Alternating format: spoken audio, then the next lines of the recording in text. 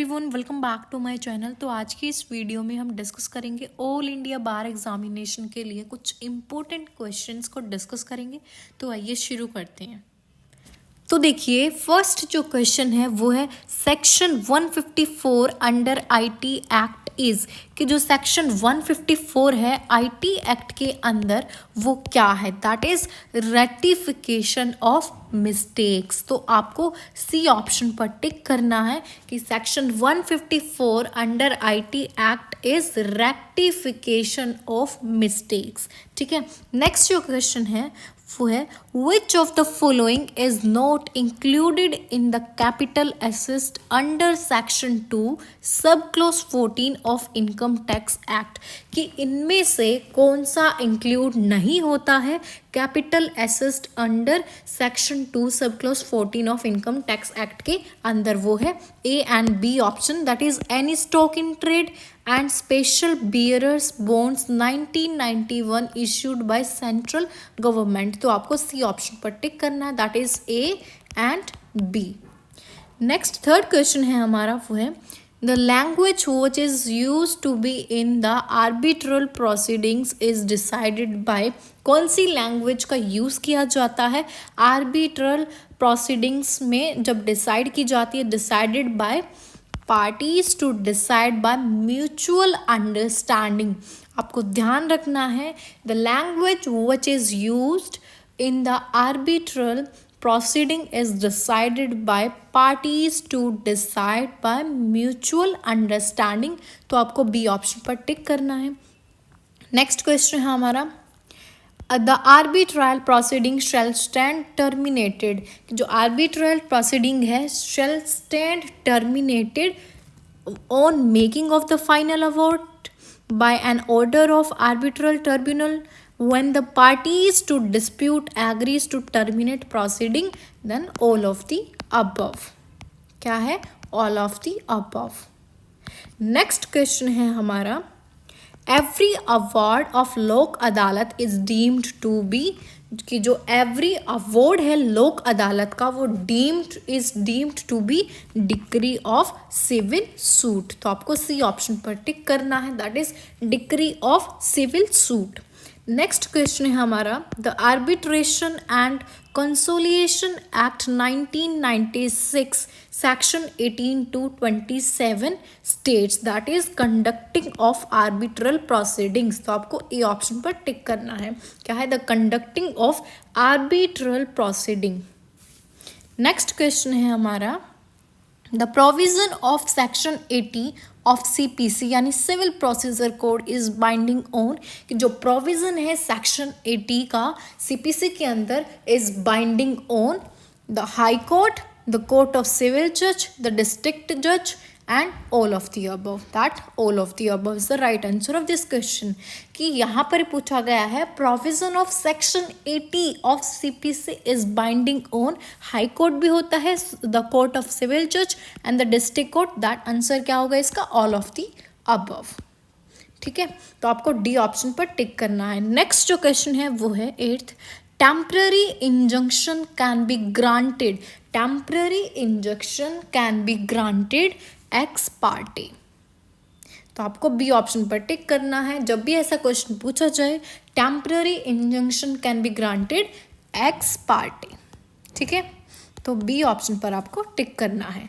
Next question है हमारा वो है राइट टू अपील इज कि जो राइट टू अपील है वो क्या है? Statutory right. तो आपको ध्यान रखना है कि जो राइट टू अपील है दैट इज स्टैट्यूटरी राइट। तो आपको सी ऑप्शन पर टिक करना है, स्टैट्यूटरी राइट।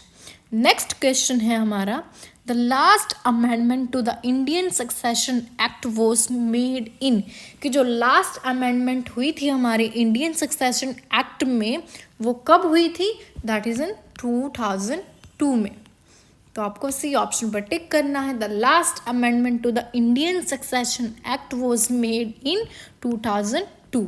ठीक है, नेक्स्ट जो क्वेश्चन है वो है which is the correct statement, इनमें से जो स्टेटमेंट है वो करेक्ट कौन सी है?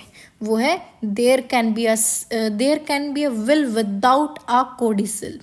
ठीक है, ए ऑप्शन पर आपको टिक करना। नेक्स्ट क्वेश्चन है हमारा As per Section 63 of Indian Succession Act, A would be attested by कि अरेस्टेड बाय जो सेक्शन 63 के अकॉर्डिंग इंडियन सक्सेशन एक्ट में a will should be arrested by 2 और मोर विटनेसेस। क्या आएगा? 2 और मोर विटनेसेस। तो आपको बी ऑप्शन पर टिक करना है, ठीक है। नेक्स्ट क्वेश्चन है हमारा 13th। इद्दत under Mohammad law refers to कि जो इद्दत है हमारा वो अंडर मोहम्मद लॉ रेफर किससे करता है? A gift made on the occasion of marriage? No. The right of husband to divorce his wife? No. Attaining of poverty? No. That answer क्या होगा? None of above, none of the above, ठीक है। तो आपको D option पर टिक कर रहा है, क्योंकि gift made on the occasion of marriage ये भी नहीं होता, the right of the husband और टू डाइवोर्स हिज वाइफ ये भी नहीं होता, अटेनिंग ऑफ पॉवर्टी ये भी नहीं होता। तो आपको डी ऑप्शन पर टिक करना है, that is the right answer of this question, ठीक है। नेक्स्ट क्वेश्चन है हमारा 14th। Under the Christian marriage act the marriage registrar for any district is appointed by कि जो क्रिश्चियन मैरिज एक्ट के अंदर जो मैरिज रजिस्ट्रार होता है for any district is appointed by किसके द्वारा अपॉइंट किया जाता है? स्टेट गवर्नमेंट के द्वारा। तो आपको ध्यान रखना है क्रिश्चियन मैरिज एक्ट के अंदर registrar for any district is appointed by state government. किसके द्वारा? स्टेट गवर्नमेंट के द्वारा। तो राइट आंसर क्या होगा? ए ऑप्शन पर आपको टिक करना है, ठीक है। नेक्स्ट क्वेश्चन है हमारा the word ombudsman ombudsman derived from कि जो वर्ड है ओम्बड्समैन वो किससे डिराइव किया गया है? वो डिराइव किया गया स्वदेश एडमिनिस्ट्रेशन, स्वदेश एडमिनिस्ट्रेशन से डिराइव किया गया है ओम्बड्समैन। तो आपको सी ऑप्शन पर टिक करना है, ठीक है। नेक्स्ट क्वेश्चन है हमारा Under Section 3 of the Commission of Inquiry Act 1952, an inquiry commission is appointed by कि Section 3 के अंडर में Commission of Inquiry Act जो है 1952 का an inquiry commission is appointed by कि जो inquiry commission है वो किसके द्वारा अपॉइंट किया जाता है? वो अपॉइंट किया जाता है सेंट्रल गवर्नमेंट और स्टेट गवर्नमेंट के द्वारा। तो आपको ए ऑप्शन पर टिक करना है, सेंट्रल गवर्नमेंट और स्टेट गवर्नमेंट के द्वारा इंक्वायरी कमीशन जो है वो अपॉइंट किया जाता है। ए आंसर इस क्वेश्चन का ए आंसर पर आपको टिक करना है, ठीक है, ए ऑप्शन पर। नेक्स्ट क्वेश्चन है हमारा information technology act was enacted इनकी जो इंफॉर्मेशन टेक्नोलॉजी एक्ट है IT जो एक्ट है वो कब इनैक्ट किया गया था? वो किया गया था 2000 में। तो आपको ध्यान रखना है इंफॉर्मेशन टेक्नोलॉजी वॉज इनैक्टेड इन 2000। तो आपको सी ऑप्शन पर टिक करना है। नेक्स्ट क्वेश्चन है हमारा government of India passed information technology act in 2000 with objective. कौन सा ऑब्जेक्टिव है? To provide legal sanctions to all transaction. क्या ऑब्जेक्टिव है हमारा IT एक्ट का? To provide legal sanction and to all transaction for e-commerce, ये भी ठीक है। To facilitate electronic filing of documents to the government, ये भी ठीक है। To amend Indian penal code, Indian evidence act to punish cyber crimes, ये भी ठीक है। एंड आंसर क्या होगा? All of the above. तो आपको डी ऑप्शन पर टिक करना है, D option is the right answer of this question. अब नेक्स्ट है हमारा नेक्स्ट क्वेश्चन है right to personal liberty includes कि जो राइट टू पर्सनल लिबर्टी है वो क्या इंक्लूड करती है? Right against custodial violence, right of under trial separate them from convicted, right against public hanging. तो ऑल ऑफ दी अबव ये सारी चीज़ें ही तो इंक्लूड करती है राइट टू पर्सनल लिबर्टी। तो आपको डी ऑप्शन पर टिक करना है, D option is the right answer of this question. Next जो क्वेश्चन है वो है the supreme commander of the defence force of India is जो सुप्रीम कमांडर है हमारा डिफेंस फोर्स ऑफ इंडिया का दैट इज द प्रेसिडेंट। तो आपको ए ऑप्शन पर टिक करना है, ए ऑप्शन है हमारा प्रेसिडेंट, ठीक है। नेक्स्ट है हमारा retirement age of supreme court जजेस इज कि जो रिटायरमेंट एज होती है सुप्रीम कोर्ट के जजेस की वो कितनी होती है? That is 65 years. देखिए कितने इजी क्वेश्चंस भी बीच बीच में आ रहे हैं।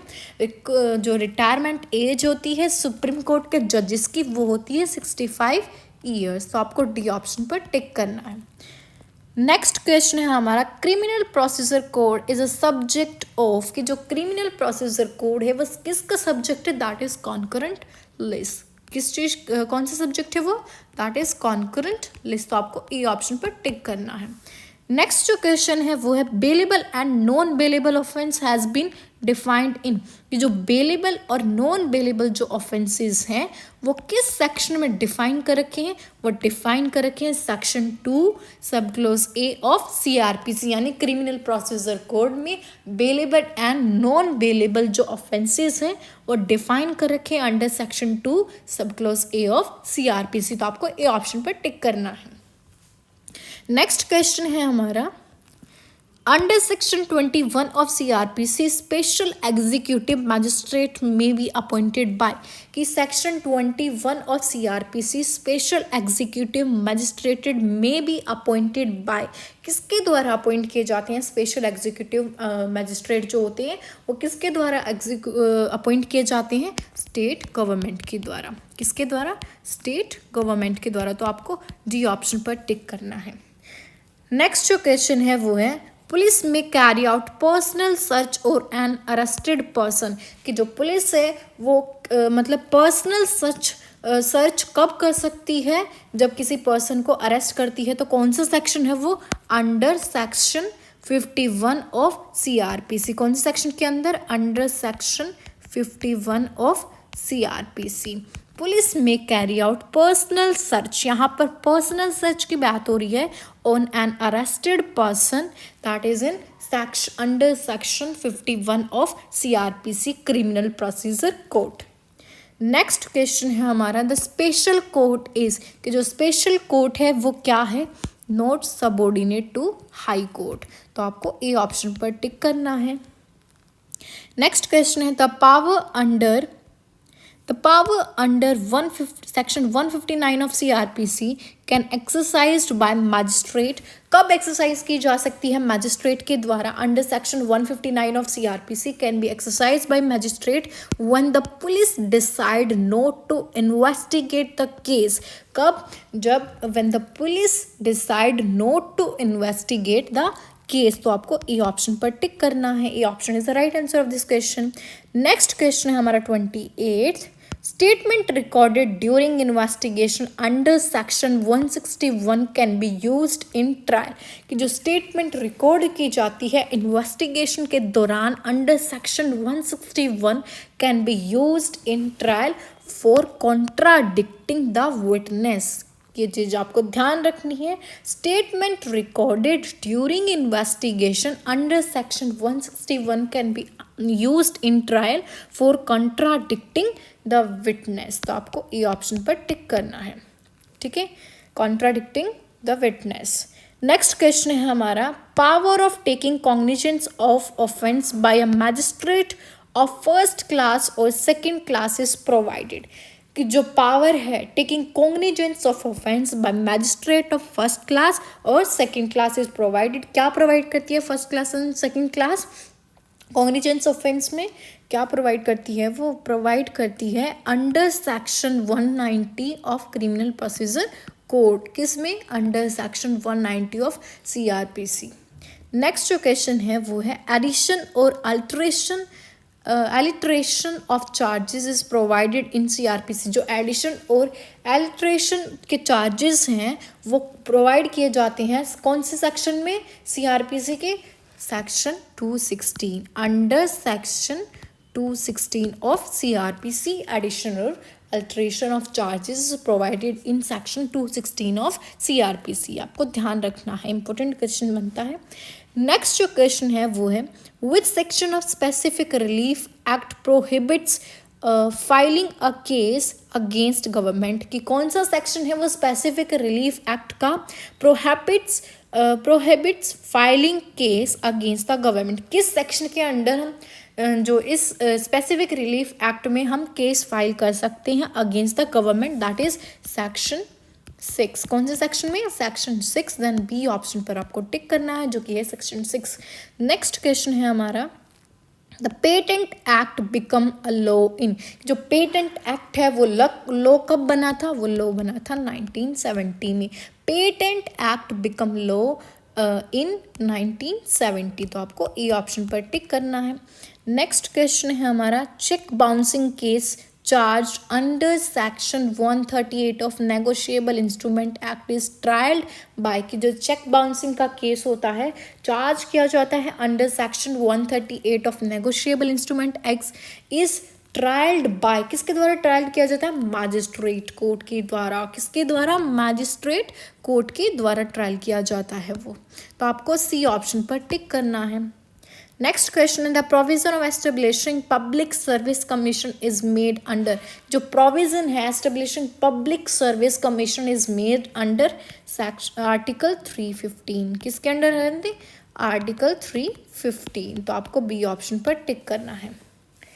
नेक्स्ट क्वेश्चन है हमारा 35th, the case Krishna Gopal versus state of MP relates to, कि जो केस है Krishna Gopal versus state of MP का, वो किससे रिलेट करता है? That is noise and air pollution. तो आपको ध्यान रखना है, जो Krishna Gopal versus state of MP का केस है वो रिलेट करता है नॉइज एंड एयर पोल्यूशन से। ठीक है, तो आपको सी ऑप्शन पर टिक करना है। नेक्स्ट जो क्वेश्चन है हमारा वो है, what is the punishment for advocates if established finding of a bar council is miss appropriation. ये क्वेश्चन बार बार रिपीट हो रहा है, पिछले सैम्पल पेपर्स में भी हमने डिस्कस किया था कि क्या पनिशमेंट होगी एडवोकेट्स के लिए establishing finding of the bar council is misappropriation. All of the above, impose a fine, fine भी इम्पोज किया जा सकता है। एंड नेक्स्ट है, name of the advocate will be struck off the from the roll, और roll जो उसका name वहाँ पर है उससे भी स्ट्रक ऑफ किया जा सकता है फ्रॉम द रोल्स। तो बी ऑप्शन भी ठीक है, फाइन भी लगाया जा सकता है। एंड सी है सस्पेंशन फ्रॉम प्रैक्टिस, उसे प्रैक्टिस भी नहीं करने दिया जा सकता, उसे सस्पेंड कर दिया जाएगा प्रैक्टिस से भी। तो आपको डी ऑप्शन पर टिक करना है, all of the above. Next जो क्वेश्चन है हमारा वो है 37th, on being aggrieved by order of state bar council one can appeal to, that is bar council of India. क्या है वो? Bar council of India. तो आपको सी ऑप्शन पर टिक करना है। नेक्स्ट है, which section of advocates act provide punishment for misconduct of advocates, कौन सा सेक्शन जो है एडवोकेट एक्ट्स में पनिशमेंट प्रोवाइड कराता है जब कोई एडवोकेट मिसकंडक्ट करता है? तो वो सेक्शन है 35। कौन सा सेक्शन है? 35। तो आपको बी ऑप्शन पर टिक करना है। नेक्स्ट क्वेश्चन हमारा 39th, section 24 of advocate acts deal with, कि जो सेक्शन 24 है एडवोकेट्स एक्ट का वो किससे डील करता है? सेक्शन 24 डील करता है qualification of advocates who should be enrolled in the bar, कि जो सेक्शन 24 है एडवोकेट्स एक्ट का that deals with qualification of advocates who should be enrolled in the bar. तो आपको ए ऑप्शन पर टिक करना है। ठीक है, अब हम नेक्स्ट क्वेश्चन देखते हैं। Under the Workman Compensation Act, which is helpful is deciding the extent of injury for compensation, that is medical examination and medical certificate. तो दोनों ही आंसर ठीक है, तो आपको डी ऑप्शन पर टिक करना है, B and C. Workman compensation act की बात हो रही है, medical compensation examination and medical certificate, B and C. तो आपको डी ऑप्शन पर टिक करना है। नेक्स्ट जो क्वेश्चन हमारा वो है, Section 23 of Workman Compensation Act 1923 says the commissioner shall have the power of, कि सेक्शन 23 जो है वर्कमैन कंपनसेशन एक्ट का 1923 का वो कहता है commissioner shall have the power of, उसके पास क्या पावर होती है? आ कोर्ट, उसके पास कोर्ट जाने की पावर होती है, कोर्ट। तो आपको ए ऑप्शन पर टिक करना है। नेक्स्ट जो क्वेश्चन हमारा वो the objective of industrial dispute act 1947 is, objective क्या है इंडस्ट्रियल डिस्प्यूट एक्ट का 1947 में जो हुआ था? That is industrial peace and economic justice to create harmonious relation between the employer and employee to prevent illegal strike और lockout etcetera that all of the above. तो आपको डी ऑप्शन पर टिक करना है। नेक्स्ट जो क्वेश्चन है वो है section 2 sub close Q of Industrial Dispute Act 1947 provides the definition of strike। तो जो सेक्शन 2 सब क्लोज क्यों है इंडस्ट्रियल डिस्प्यूट एक्ट का 1947 में क्या प्रोवाइड करता है? स्ट्राइक। तो आपको सी ऑप्शन पर टिक करना है। नेक्स्ट जो क्वेश्चन है वो है the land execution act came into force from, जो लैंड एग्जीक्यूशन एक्ट है वो फोर्स में कब आया था? फोर्स में आया था 1 मार्च 1894 में। तो आपको ध्यान रखना है लैंड एग्जीक्यूशन एक्ट जो है वो फोर्स में आया था 1 मार्च 1894 में। तो आपको डी ऑप्शन पर टिक करना। नेक्स्ट क्वेश्चन है under the land execution act the arable land mean, जो एरेबल लैंड होती है उसका मतलब क्या होता है? Useful for cultivation. क्या मतलब होता है एरेबल लैंड का? Useful for cultivation. ठीक है, तो आपको सी ऑप्शन पर टिक करना है। नेक्स्ट क्वेश्चन है हमारा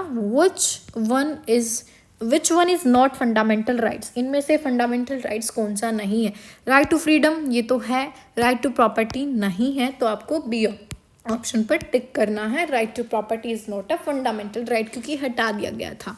ठीक है, नेक्स्ट जो क्वेश्चन है वो है Maneka Gandhi case it was observed that, Maneka Gandhi case में क्या ऑब्जर्व किया था? Right to go abroad within the ambit of article 19 sub clause first A, but the confession passport is not accordance to law. तो ये observe किया गया था Maneka Gandhi versus Maneka Gandhi के केस में। Observe that right to go abroad article 19 sub clause first ए। ठीक है, तो आपको सी ऑप्शन पर टिक करना है। नेक्स्ट जो क्वेश्चन है हमारा वो है 48 reasonable restrictions can be imposed on right to free movement. Reasonable restrictions impose की जा सकती हैं right of free movement, that is in the interest of general public, in the interest of general public. तो आपको A option पर टिक करना है। Next question है which of the following can claim article 19 of constitution. इनमें से हम article 19 के लिए क्लेम कर सकते हैं कॉन्स्टिट्यूशन के, क्या है? Only citizens. कौन क्लेम कर सकता है? Only citizens under article 19। ठीक है, तो आपको सी ऑप्शन पर टिक करना है। नेक्स्ट है सब क्लोज 3 ऑफ 20 सब close I of Indian constitution says accused person shall be compelled to be witness against himself, a witness against himself। तो आपको सी ऑप्शन पर टिक करना है। नेक्स्ट है Indira Sawhney versus case was popularly known as, जो इंदिरा साहानी जो case है versus union of India is popularly known as Mandal commission case. तो बहुत इंपॉर्टेंट केस है ये, जो इंदिरा साहानी का केस है वो पॉपुलरली किसके लिए फेमस है? That is Mandal commission case. तो आपको सी ऑप्शन पर टिक करना है। नेक्स्ट है due to outcome of case slum dwellers were benefited, जो due to outcome of the case slum dwellers were benefited, कौन सा केस है वो? Olga Tellis versus Bombay municipal corporation. तो आपको बी ऑप्शन पर टिक करना है। नेक्स्ट है a public interest litigation that is PIL, public interest litigation can be filed under, कि जो PIL है वो किसके अंडर फाइल की जा सकती है? वो की जा सकती है article 226 of constitution and article 32 of the Indian constitution.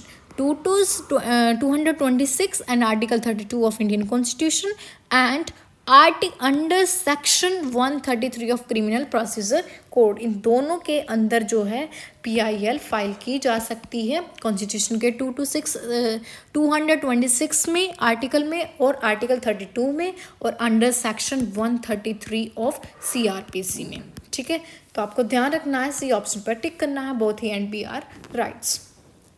अब नेक्स्ट है supreme court in SP Gupta versus union of India. जो सुप्रीम कोर्ट का केस है ये supreme court in SP Gupta versus union of India AIR 1982 SC 149 decided on, क्या decide किया गया इसमें?